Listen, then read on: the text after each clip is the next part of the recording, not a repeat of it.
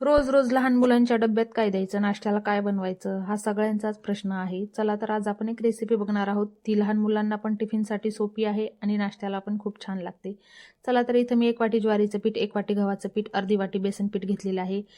नंतर मिक्सरला मी मिरची, लसूण आणि जिरे वाटून घेतलेलं आहे. त्या पिठामध्ये आपल्याला 2 बारीक कट करून घेतलेले कांदे घालायचे, वाटलेली मिरचीची पेस्ट, तीळ घालायचे, ओवा घालायचा, हळद घालायची, चवीनुसार मीठ घालायचं आणि इथं मी एक मेथीची जुडी स्वच्छ धुवून बारीक कट करून घेतलेली आहे ती घालायची. धना पावडर घालायची आणि थोडं थोडं पाणी टाकून आपल्याला पीठ मऊसर असं मळून घ्यायचं आहे. पिठाला आपल्याला 10 मिनिटासाठी रेस्टसाठी ठेवून द्यायचं आहे.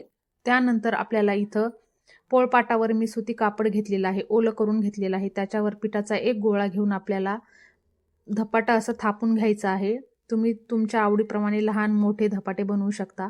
धपाटं थापून झालं की त्याच्यात मी असे छिद्र करून घेते. त्याच्यामुळे आपलं धपाटं सगळ्या बाजूने छानपैकी भाजल्या जाईल आणि क्रिस्पी असं होईल. इथं मी तवा तापत ठेवला होता, त्याच्यावर मी तेल लावून घेतलेलं आहे. नंतर धपाटं टाकलं, ते कापड काढून घेतलं आणि आपल्याला मीडियम गॅसवरच धपाटे भाजून घ्यायचे आहेत. त्याच्यामुळे आपले धपाटे खरपूस असे भाजून निघतात.